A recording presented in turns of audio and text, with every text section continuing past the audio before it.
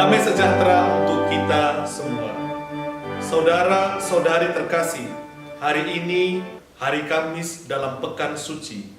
Bacaan Injil diambil dari Injil Lukas bab 4 ayat 16 sampai ayat 21. Ia datang ke Nazaret, tempat ia dibesarkan, dan menurut kebiasaannya pada hari Sabat, ia masuk ke rumah ibadat, lalu berdiri hendak membaca dari Alkitab. Kepadanya diberikan kitab Nabi Yesaya, dan setelah dibukanya, ia menemukan nas di mana ada tertulis, "Roh Tuhan ada padaku, oleh sebab ia telah mengurapi aku untuk menyampaikan kabar baik kepada orang-orang miskin, dan ia telah mengutus aku untuk memberitakan pembebasan kepada orang-orang tawanan dan penglihatan bagi orang-orang buta, untuk membebaskan orang-orang yang tertindas, untuk memberitakan tahun rahmat Tuhan telah datang." Kemudian ia menutup kitab itu, memberikannya kembali kepada pejabat, lalu duduk. Dan mata semua orang dalam rumah ibadat itu tertuju kepadanya. Lalu ia mulai mengajar mereka, katanya, "Pada hari ini genaplah nas ini sewaktu kamu mendengarnya." Demikianlah sabda Tuhan. Siap sedia menjadi utusan. Saudara-saudari terkasih, Injil hari ini mengetengahkan tentang karya pelayanan Yesus. Kali ini Yesus hadir di kampung halamannya di Nazaret. Sangat menarik merefleksikan bagaimana Yesus tidak lupa akan tempat di mana dia dibesarkan dan rindu untuk kembali ke tempat asalnya. Di sini Yesus sungguh menyatakan bahwa ia adalah putra Maria dan Yusuf, keluarga sederhana, anak tukang kayu. Tentu kita semua berasal dan memiliki keluarga. Seperti Yesus, kita pun hendaknya bersyukur atas keluarga yang Tuhan anugerahkan kepada kita. Siapapun keluarga kita, kita semua dipanggil untuk mensyukuri dan berbangga atas keluarga, tempat di mana kita memperoleh kasih dan pengenalan akan Allah. Dan sungguh, keluarga-keluarga Kristiani dipanggil untuk menyadari akan panggilan luhur mereka sebagai gereja kecil, teladan bagi dunia sekitar. Seperti biasa, ketika Yesus berada di Nazaret, Yesus mengikuti peribadatan dan membaca kitab suci. Orang-orang sekampungnya takjub, heran, dan membenarkan apa yang diajarkan Yesus. Itu karena kata-kata Yesus penuh Roh Kudus.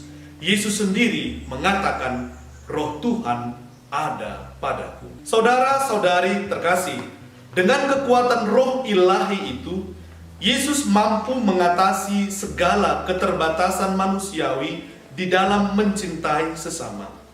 Kita perlu menyadari dan mengandalkan diri pada Roh Tuhan yang tak lain adalah Roh Kudus sendiri, agar mampu mengasihi sesama dan Tuhan. Yesus membaca kitab Nabi Yesaya dengan penuh wibawa. "Roh Tuhan ada padaku, oleh sebab ia telah mengurapi aku untuk menyampaikan kabar baik kepada orang-orang miskin. Dan ia telah mengutus aku untuk memberitakan pembebasan kepada orang-orang tawanan dan penglihatan bagi orang-orang buta, untuk membebaskan orang-orang yang tertindas, untuk memberitakan tahun rahmat Tuhan telah datang." Dan sungguh, apa yang dibacakan oleh Yesus saat ini tergenapi dalam dirinya sendiri. Yesus adalah wajah Allah yang dinubuatkan oleh para nabi, termasuk Nabi Yesaya yang sedang dibaca oleh Yesus sendiri. Kehadiran Yesus ke dunia adalah bukti kasih Allah yang besar bagi umatnya. Namun pada akhirnya Yesus ditolak oleh warga sekampungnya karena ketidakmampuan mereka untuk melihat Yesus sebagai putra Allah yang hidup. Mereka hanya berhenti pada tataran manusiawi dan yang lahiriah belaka. Kita semua yang sudah dibaptis dipanggil untuk mengikuti Yesus dalam tugas perutusan mewartakan kerajaan Allah. Seperti Yesus, kita pun dipanggil untuk mewartakan kebaikan Allah dalam hidup kita, di tengah keluarga kita, dan dimanapun kita berada. Inilah panggilan setiap orang Kristen, misioner, menjadi pewarta kerajaan Allah.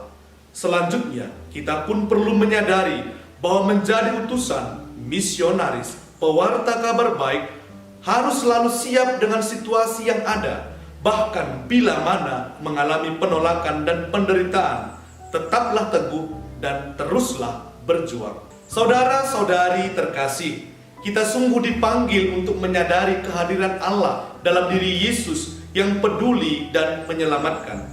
Mari kita menyadari bahwa Allah senantiasa beserta kita, Immanuel. Dia juga memanggil kita untuk menjadi utusannya.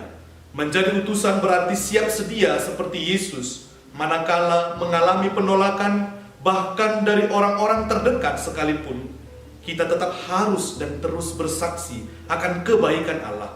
Karena Yesus, Sang Guru sejati, akan selalu menyertai kita sampai akhir. Amin. Tuhan memberkati kita.